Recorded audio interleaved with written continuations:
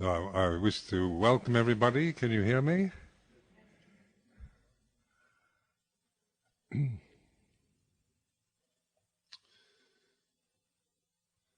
this is the first of this series of talks or reflections.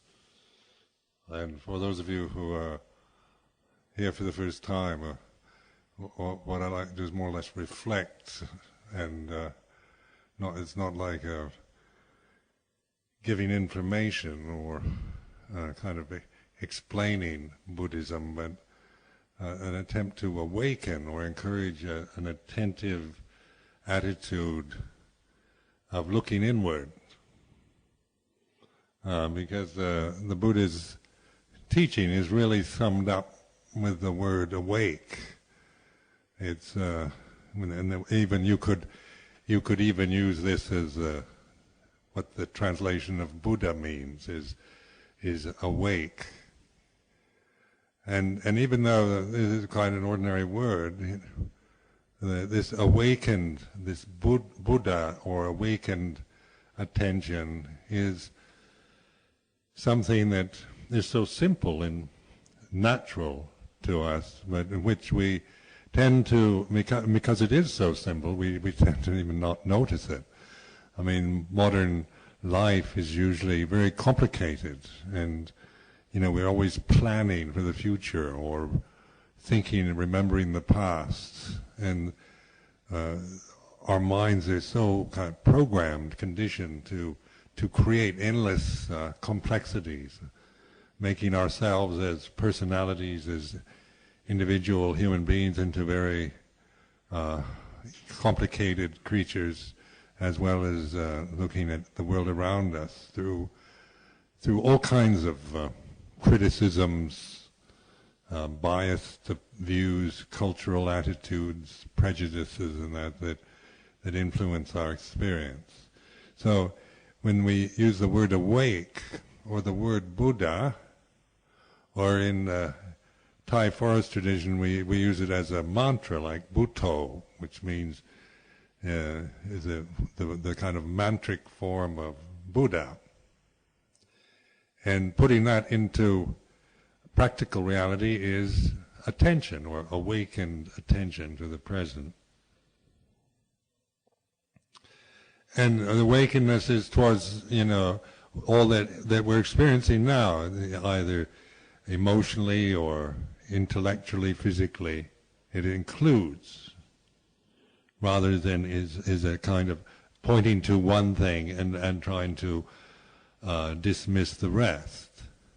So it's an awakened attention that includes and opens to the present, rather than tries to exclude everything by focusing on just one particular thing or one thought or one idea. So it sounds simple enough, but the cultivating of this way it can be quite difficult.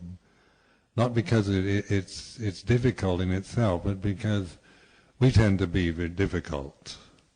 We're complicated, and this is very simple. So sometimes simplicity is the most difficult thing for us to bear, and we can deal with complicated things much better. Though people are, really eager to learn computer science and internet, really complicated stuff. Spend thousands of pounds just to get more complicated. And here Dhamma talk at Amaravati afternoon free. You don't have to spend anything. Simple, isn't it? Some people think if I charge a lot of money, there'd be more people come.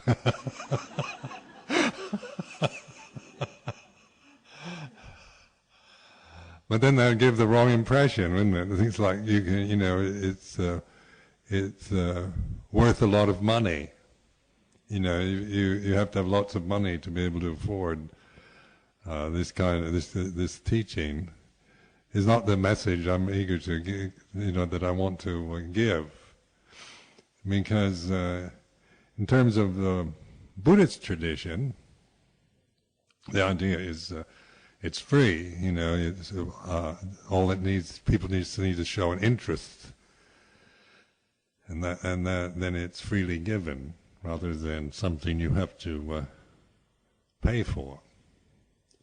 So in another way, you can see it's priceless rather than worthless.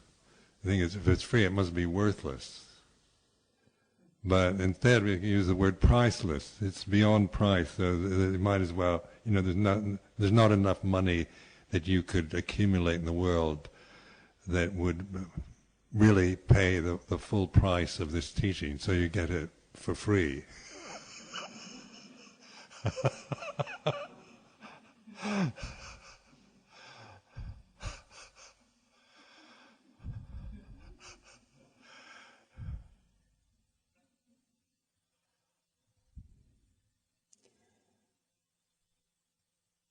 So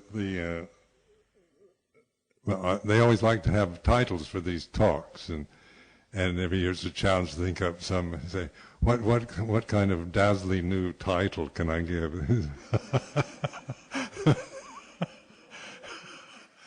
What'll pull in the crowds? How to deal with stress in the marketplace.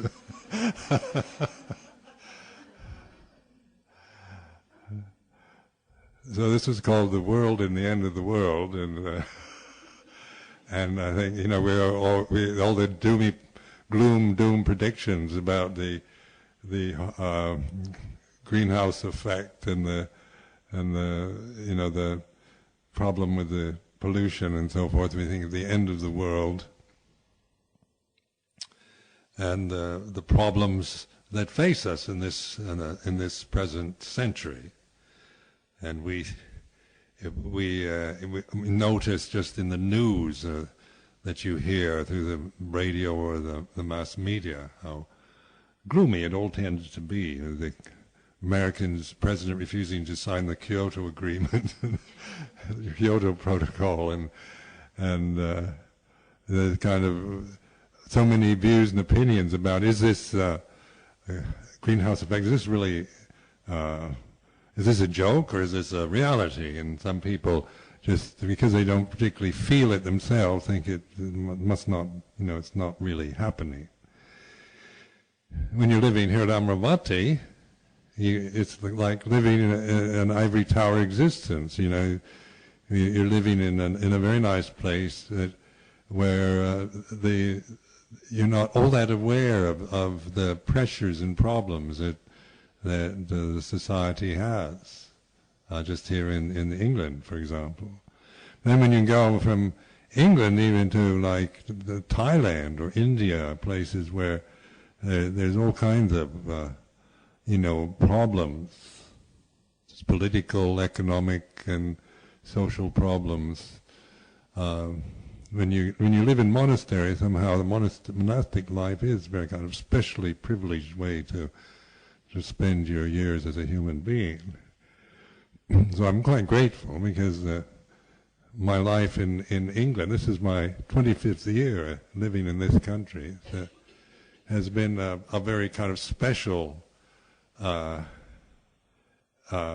of lifestyle. I mean, I don't know, it's very rare that somebody only experiences the UK as a Buddhist monk. And I was never here before as a lay person. So I have a Buddhist monk's perspective on United Kingdom.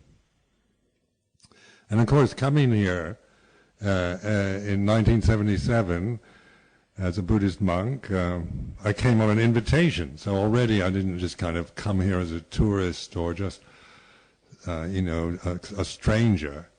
But actually, the English Sangha Trust and those involved with it at the time were very keen on having Buddhist monks living in England. So then, my experience of living in this country has been with the Buddhists. So that's also a very kind of special way of seeing a country. Like when I go to Italy, I see the Buddhists. When I go to Switzerland, there's Buddhists, and then Australia, it's Buddhists, and United States, Buddhists, and For all I know, there aren't. That's all that there are Buddhists. They don't. Buddhist Italy, even. You know.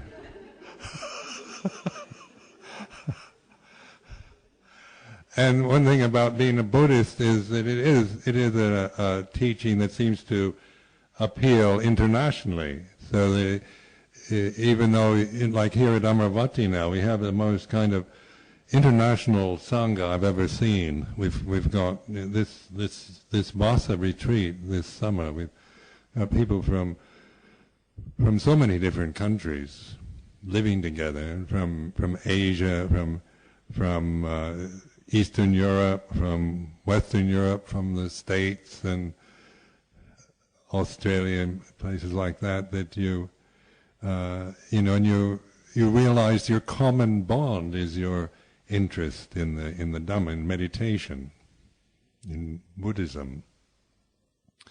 And this is quite a strong connection, actually, because problems do arise. There's so many misunderstandings and that when you're living, I mean, even if you're living, if you're both British and you're living together for any length of time, there's so many different conflicts arise on a personal level. And then if there are different nationalities and different races, it can be even more complicated. But the kind of beauty of the life is that it somehow these complications aren't our focus. These are not to be the things that we fill our consciousness with endlessly, but our aim to be free from these kind of attachments, to get beyond just the limitations, get beyond the limitations of our personalities, or our ethnic background, or cultural conditioning. So the Buddha is pointing to the reality beyond all these conditioned states. Like all cultural conditioning is conditioned, isn't it? If you're born in England, then you acquire that way of those particular values or perceptions. If you're born in Sri Lanka or Thailand or Japan or the United States, you acquire a certain way of experiencing life that's culturally conditioned through your family and your social position, your ethnic background. And of course these distort our experience of reality, because we're interpreting always our experience of life through trying to fit the experience into these particular perceptions that we've acquired. Some of them are quite good, some of them are beautiful, some of them are not very good at all, some of them are really horrible. But still, the aim of the Buddhist practice is to realize transcendence, a natural state of being, of consciousness, before it becomes anything, before it becomes a man or woman, or British, or American, or before it becomes Buddhist even, or Christian. Before any of these perceptions, these things arise, there is our natural pure state of being, of consciousness. And this can be completely ignored and unnoticed, because our attention is always is interpreting things from these distortions of a self, personal perceptions of me and my limitations and myself, and then my own conditioned values, cultural attitudes, or even religious biases. Because I've chosen Buddhism, I wasn't born into a Buddhist family. It was a mature adult. I was physically mature adult anyway. when I chose Buddhism. And it wasn't like forced on me or anything. It's just part of a cultural attitude that I'd acquired. But so it was quite a conscious choice and preference. And also because I was brought up as a Christian, I also had a bias against Christianity. because I felt disappointed or very critical of the kind of Christian conditioning I'd had. And so there was this bias against, and then there was this preference for. The preference for Buddhism was to, always kind of try to always see it in terms of it's the best. This is the best, and then it was easy to criticize Christianity, because the kind of Christian view that I'd learned was a rather childlike view of it. It was, the kind of almost Santa Claus version of, if you're a good boy, the big Father up in the sky gives you rewards. And if you're a bad boy, then he punishes you for being naughty. And so it didn't get much beyond that level. So not that that's a criticism of Christianity, because Christianity certainly has a perspective beyond that, but sometimes that's the message that you acquire in a cultural perspective. And even some of you who are born in Buddhist countries, like in Thailand or Sri Lanka or Cambodia, can still have a very kind of cultural attitude, a kind of cultural bias that limits you in regards to how you see Buddhism. So some people see Buddhism, that's where the priests come and they chant the parittas. They think we're priests. In Sri Lanka, the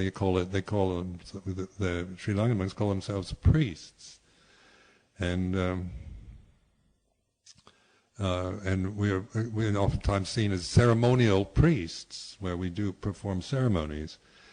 And that's the particular cultural perspective that you might have from an Asian country, where in Europe, Europeans wouldn't tend to see us in that light. And they would tend to see us not as ceremonial priests, but oftentimes the view of a monk means someone who shuts himself away. Like it's interesting here at Amaravati, the British attitude at first was a feeling they shouldn't come here, because they see a monastery as a kind of cloistered environment where monks and nuns live to escape all the worldly frustrations, and that maybe once a year or something you're allowed into the door, and and only for a short time, so you don't upset things too much, then go away. That's one perception, of a certain type of monasticism. But in a Buddhist country, you wouldn't have that problem. Like my experience in Thailand was the monasteries are open all the time. The people come and go accordingly. In the middle of the night they'll come, or whatever. They don't have the reticence about, they wouldn't even think that they shouldn't come. It's because the attitude is different, in a sense, this open door policy that it tends to be part of a Buddhist monastic perspective. But getting to the subject of the world and the end of the world, it's just very, I found it very helpful to contemplate just the word world. Because in Thailand, for example, when Ajahn Chah would use the Thai word for world, he wasn't meaning the world that I considered the world with the English words. Because in my perspective of the world is a kind of physical world. It's the planet Earth. It's Britain, and it's Europe, and it's the United States, and Pacific Ocean, Atlantic Ocean, and so forth, and the world with this world's population, and we're global now, globalization, and this sense of the world being something external, that is a physical world. Where in Ajahn Chah's way of using the word was the creator of the world is here. We create the worlds we live in. Now this is for reflection. Now contemplate this yourself, if this resonates with you. In terms of, if we asked everyone in this room how they saw the world right now, would it come out the same? Are we living in the same world really?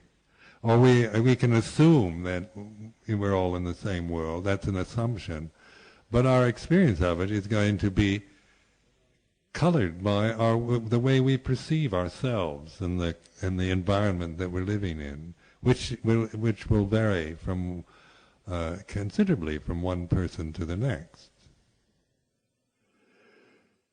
So when people would ask, who in Buddhism, who is the creator of the world? Who is it that created the universe? Who is it that created the world? And Luang Por Ajahn always comes forth with this enigmatic reply: you did.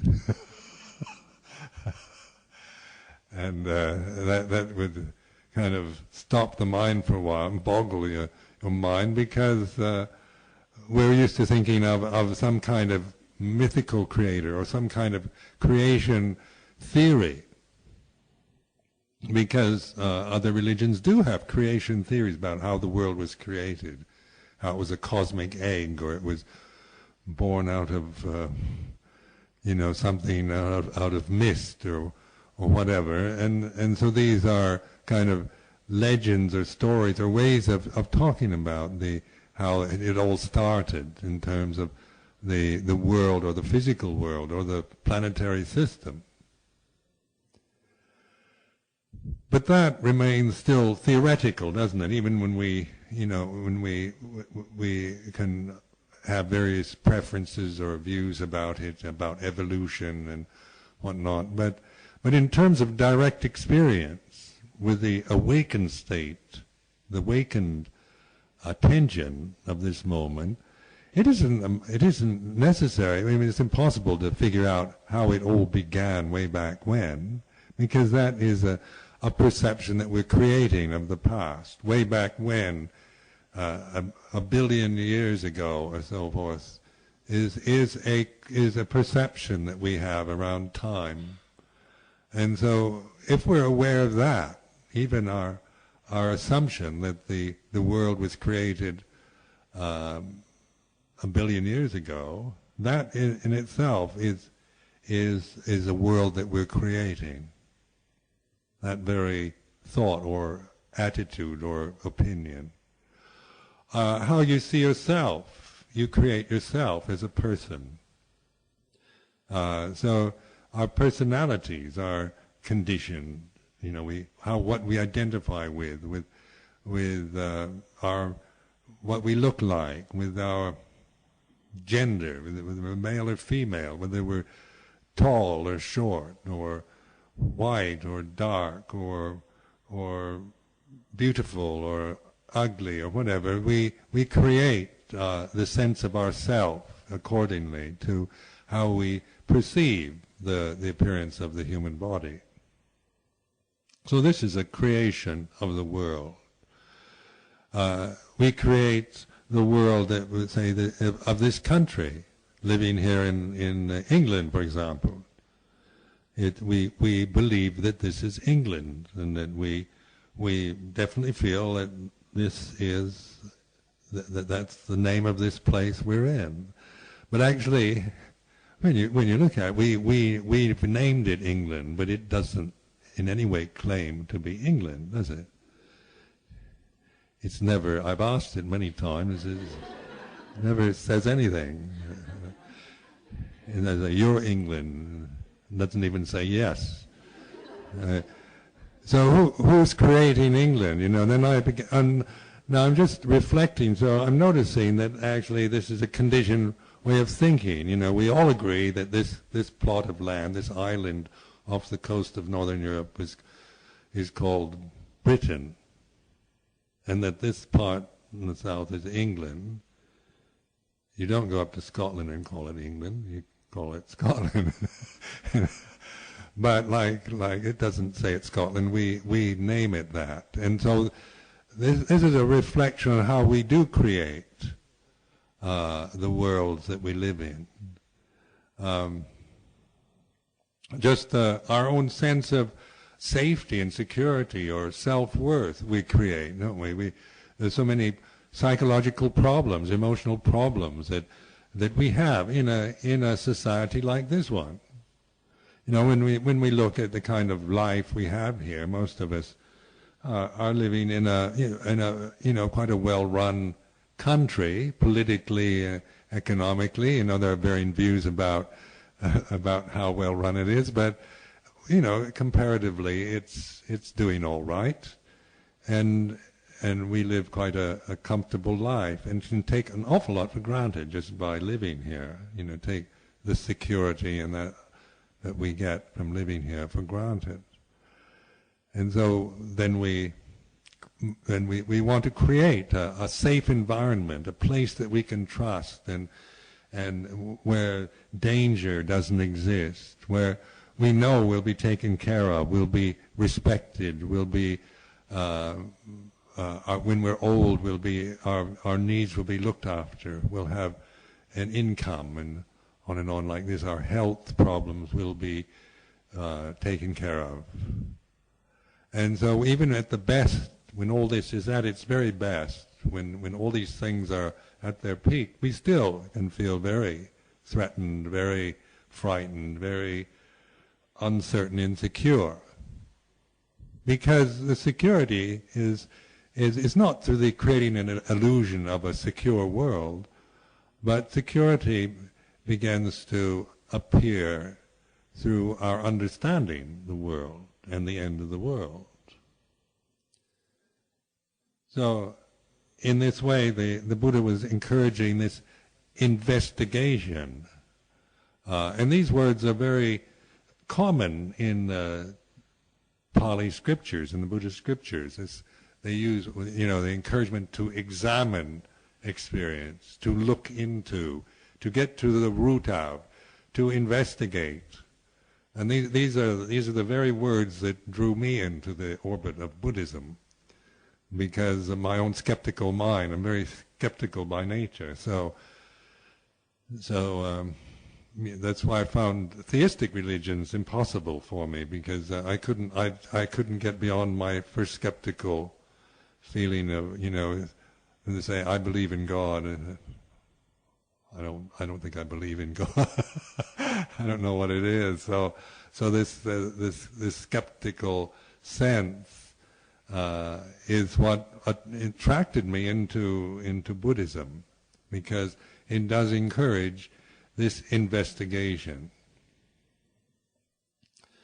And so, but within Buddhism, of course, you get people who go along with all the Buddhist ideas and never question, never investigate, but hold on to Buddhist teachings, Buddhist customs, Buddhist doctrines, Buddhist ceremonies, and never investigate or get to the root of anything, but merely become a kind of Buddhist personality.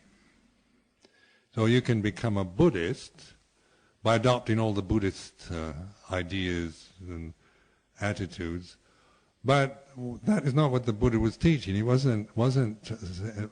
Buddha himself was not a Buddhist. He was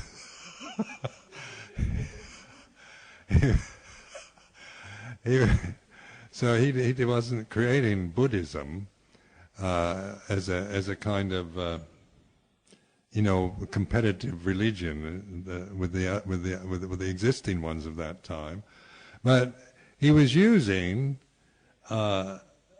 his life as a way of pointing at the reality of this moment. And so, even though it's an ancient religion in itself, Buddhism, it's still, its validity is that it's still pointing at this present moment right now. Wake up, pay attention, question, look into, inquire into, examine experience. It's interesting to see in the quarter century that I've lived here in Britain, the amount of interest in this kind of practice, and also in psychology and psychotherapy, you find so much of those kind of techniques outside of Buddhism developing more this sense of attention, awakened attention to the present. And this way of thinking now isn't rare or all that exotic, and it isn't confined just to the kind of Buddhist perspective, because it is pointing to a natural state of being, isn't it? It's not whether you call it Buddhist or whatever label you want to you pin on it. It isn't important what you call it. It's the experience itself. It's the reality of it that we're encouraging. Waking up, not saying waking up is a Buddhist teaching, and the Buddha said 2,544 years ago. He said, "Wake up" to one of his disciples, and then we can quote how many times "wake up" is used in the scriptures, and still not wake up.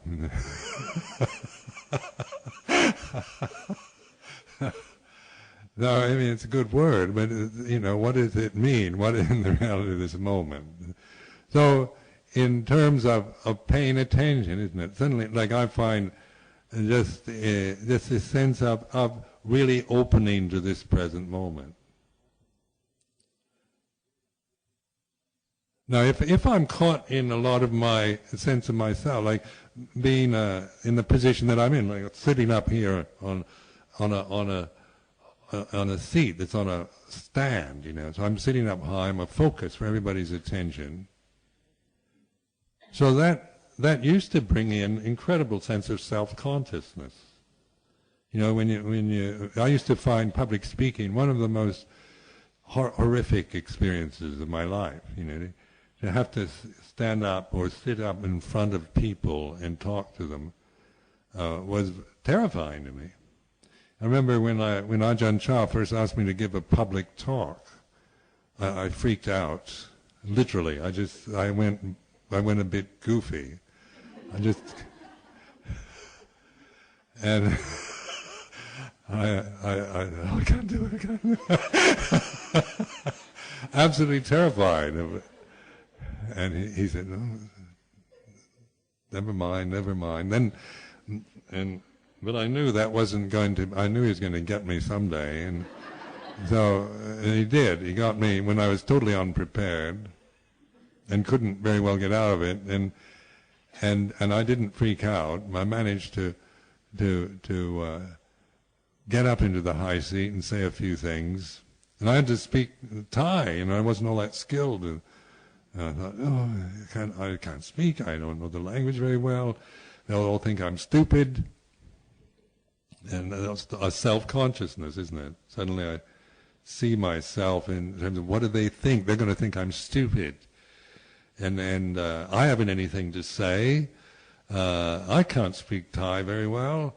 And all these are self-conscious feelings. And, there's a certain validity to it. It's these kind of fears and of being ridiculed or looked down on or being made a fool of, are quite strong with all of us, and we dread anything that we might make a fool of ourselves, make ourselves look stupid or humiliate ourselves.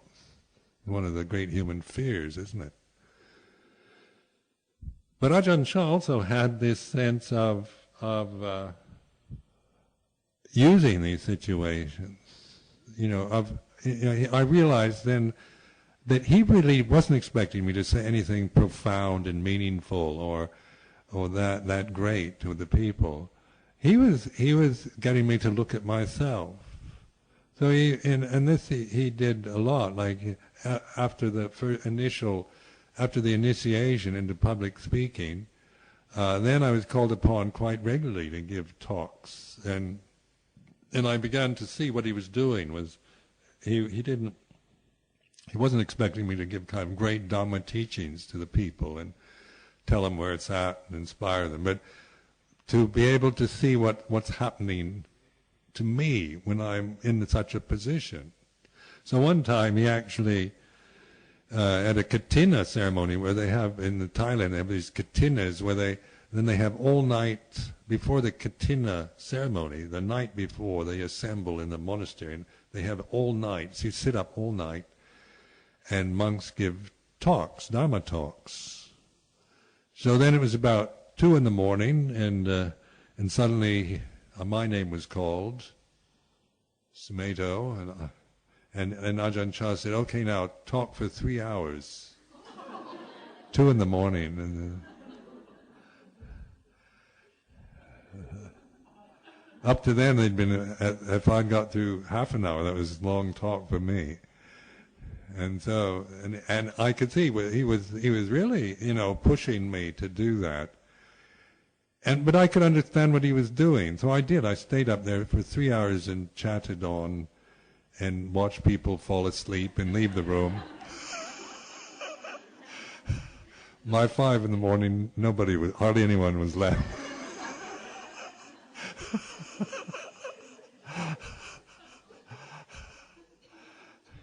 But in Thailand, you can do things like that.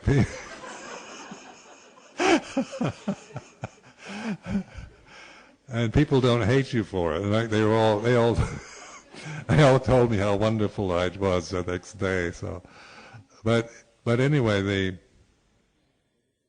I should see how much fear and anxiety and concern about what people think, and these kind of mental states would become conscious. Awaken to that, as I began to see how to be aware of what I'm actually feeling, and the power of this self-consciousness, I could let it go.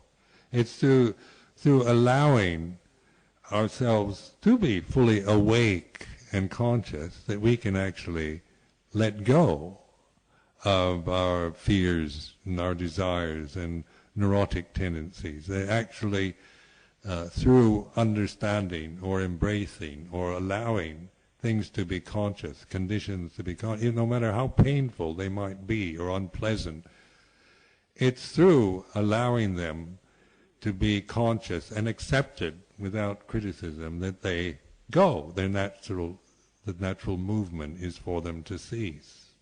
So then that we call the end of the world. You see, so the end of the world isn't annihilation, and like I didn't drop dead or unconscious, it fully conscious, but the end of the world was the end of this self-consciousness, this sense of myself and the holding on and struggling and all the habits, emotional habits and identities that I'd formed around being this person, and the fear of what other people think, and the fear of being humiliated or looking stupid, and all these things I began to open to, recognize, allow, and as I began to see the value of this, then it became more easy, and one could see that it was really worth doing, because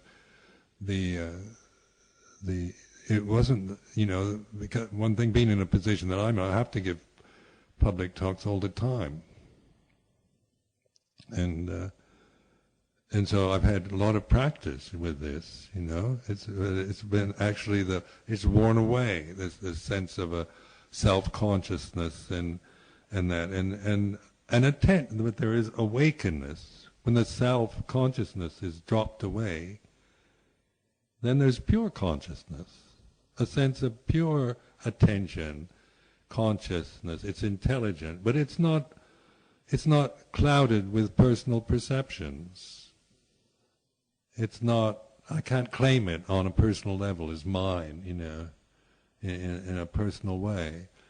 Because that sense of personality that I create, I stop creating that.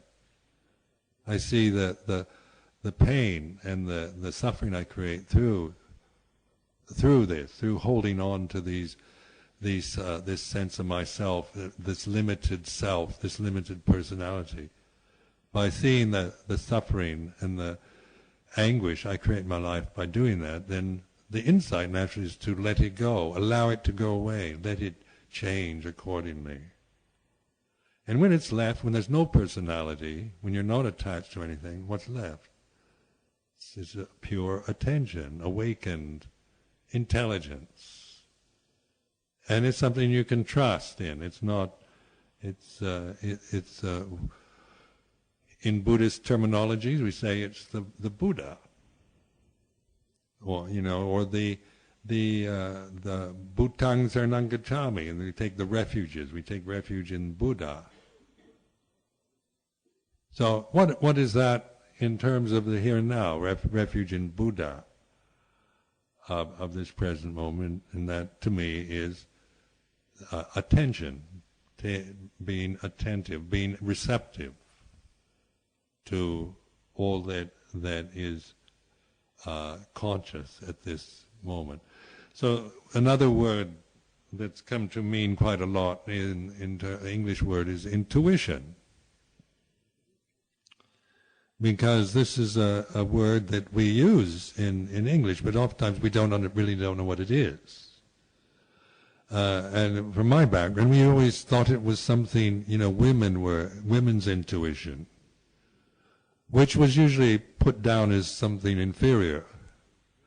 So it's just like being oversensitive. You know how women are, oversensitive, and a kind of guesswork or feeling something. So it's not based on rationality and sensibility. It's just, it's amorphous. You don't know where it's coming from. It's just somebody's personal feeling of the moment, and so it's totally untrustworthy. It was my particular interpretation of intuition. But then in my trying to find the right words in English, from the Pali scriptures. The Pali is the scriptural language of Theravada Buddhism. Taking those Pali words and putting them into English translations, the word intuition resonates.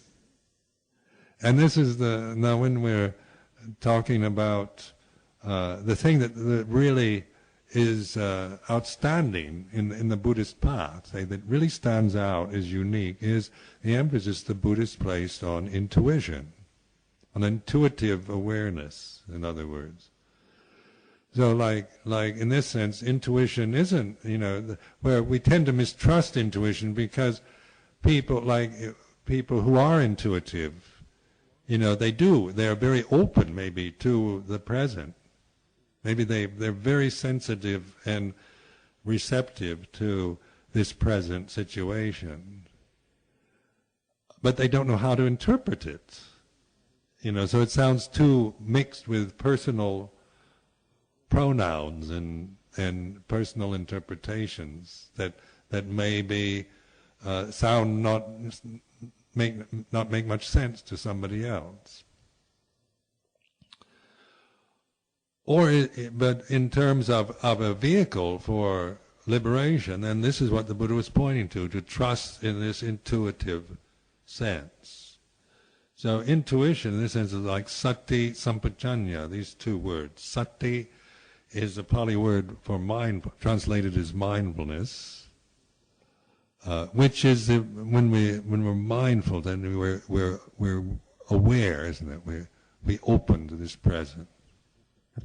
If I'm thinking about myself and I'm lost in my own mood and that, then I'm not mindful. And I forget all about you. I get caught up, and then suddenly I realize I'm aware. I'm awakened. Something in me has just suddenly realized, I've lost myself. Then that moment, then there's a sati sampajanya, an opening. Sampajanya ability to apprehend, or apperception, the sense of opening to all that is perceivable in this present moment, in an embracing way rather than in a particular way. So you're aware, say, of mood or atmosphere or vibration or things like these are words that are conveying something that you can't clearly define as it's red or blue, but you're aware that there's a certain feeling, a certain mood, certain experience that when you open yourself to this present moment, you have. So, and then trying to understand it in terms of Dhamma, in terms of the way it is, rather than trying to explain it in a highly personal interpretation. Because we can very sensitive people sometimes are very misunderstood by the society because they sound a bit funny. They're not being rational and sensible. And even you can intimidate them, think you're just, you're too sensitive, or you're crazy, or there's something wrong with you, because being sensitive can be it's very threatening, actually. If you don't understand it, if you don't realize how to appreciate this sensitivity, it can be very frightening for us. Being a man, look at my background, I was brought up to be insensitive. My generation, in America, a sensitive man was despised. You have to make yourself tough, insensitive. I don't feel anything. When I was in the military, they say, I'm not afraid of anything. You're all jelly, wobbly jelly inside, and you stick out your chest and say, I'm not afraid of anything. The way to try to make yourself insensitive, because being sensitive is frightening, isn't it? It's too. What do you do with it? It'll be overwhelmed. There's too much. Too much feeling, and you don't know how to cope with it. So we tend to kind of develop ways of reacting and protecting ourselves. So then, meditation, what we're doing is we're like saying this sense of refuge that we have in the Buddhist teaching of Buddha Dhamma Sangha. I've developed this strong sense of refuge in Buddha Dhamma Sangha, because taking these words and then applying them to the reality of this moment, then I begin to really trust in this awareness. I realize it's something that is very stable, very trustworthy, and gives me a sense of being able to receive all the confusing messages or problems or difficulties or hypersensitivity of any situation, because I have a refuge in which I can receive life. Where if it's just on a personal level, if my refuge is in my personality, I get very threatened, frightened, and very hostile sometimes when I can't cope with all the different things that are happening to me or around me. But if I trust in this refuge, then it allows the world to arise and cease. It allows the world, that my tendencies, my emotional habits and fears and desires to arise. It allows me to accept the differences and problems and irritations of the people around me without feeling threatened or resentful or averse to them, because this is this sati sampajanya, which I translate as intuitive awareness, is our ability to embrace the present and in the sense of welcoming or understanding, rather than just seeing, even if the present is quite unpleasant. Right now the present is very pleasant, no problem. You're all welcome. But sometimes what's present isn't very nice, isn't it? Somebody's got it in for me, and there's contention or anger and resentment, and then my personality would deal with that as, I don't want to know. It's your problem. If you're angry with me, that's your problem. You solve your problem, I'll solve my problem. Sounds sensible, doesn't it? Being very reasonable. But in that, isn't it? It's like saying, I don't have room for you, and I don't want to hear what you have to say if it's something that I find unpleasant and I can't bear it. That's my personality. If I depend on that, that's what happens. So with sati sampajanya, then I'm beyond my personality. So there's a sense of letting go. It's not suppressing, not denying personality, but it's transcending it, so that that is accept. My own fear or personal reactions are accepted at the same moment that somebody else's conditions are accepted. So this is what we mean by embracing this sense of sati sampajanya, that is the way of non-suffering. As we begin to appreciate this is a natural ability we have. It's not like a highly refined, cultivated state that only the very special kind of creme de la creme will ever be able to achieve. If we put it like that, and then I wouldn't be able to do it.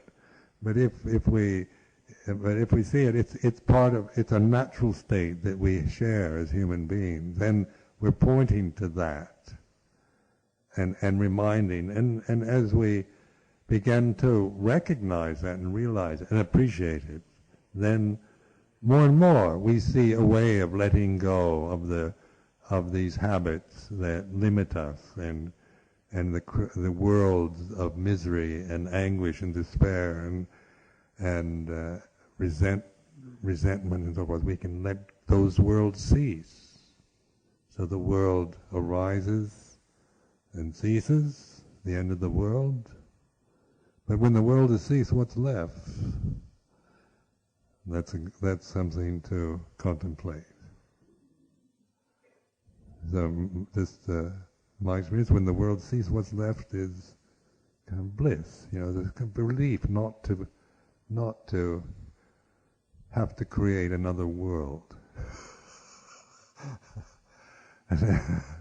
Then when there's a heedless moment, suddenly I start creating another world. But I'm now more confident, isn't it? I see what I'm doing. I'm more aware of where I'm not mindful, how I get caught into certain things, how I, and I'm not being critical of this, but noticing, and through that noticing, then I can pay more attention, trusting, and the kind of complexities and difficulties that I used to have fall away. They drop away to a very natural state that you might call bliss. Now, in this sense of bliss, it's not like being high. Like oftentimes the word is used like blissed out, meaning you're kind of high, like on a drug or something. So you're just not aware of anything. You're kind of, starry-eyed, living up in the sky. That's not it. This bliss isn't high. It's full. Say it includes it, but it's not.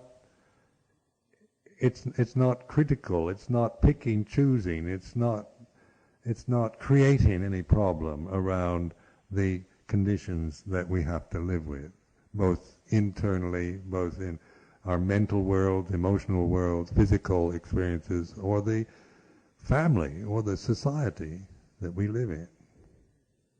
Now, this does not make us stupid. I mean, we don't care. It doesn't mean we don't care, but then we can have perspective on how to live, how to be of use in our society, how to be of use to our family, how to live in the world without being identified with it, without being limited by the world that we're experiencing. So now I see the servery is now being prepared for the tea hour, and what I've said this afternoon is for reflection, and this just to stimulate you, to kind of challenge you a bit, and to encourage you, because this is a time where we all need encouragement in this direction. Because if you think about it too much, and you see it from too limited a perspective of yourself, you make it too complicated and think you can't do it. So I see my role now here is one to encourage. Like, you can do it.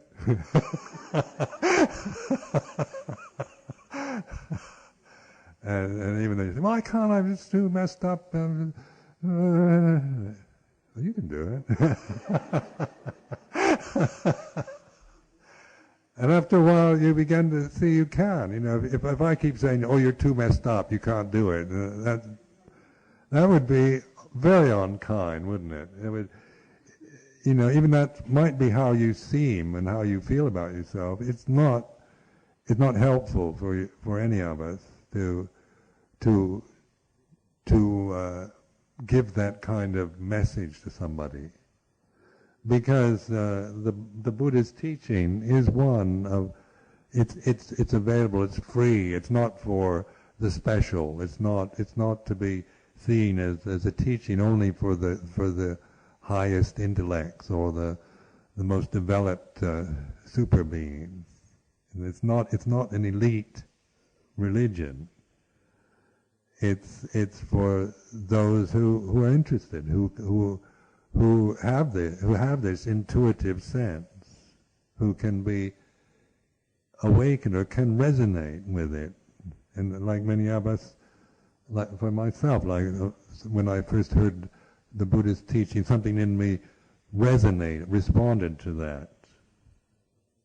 Something in me, which I didn't understand. If you'd asked me to explain it and exactly what it is, I wouldn't have been able to tell you. But it's just I feel it. I feel it feels right. So that kind of thing is an intuitive sense for it.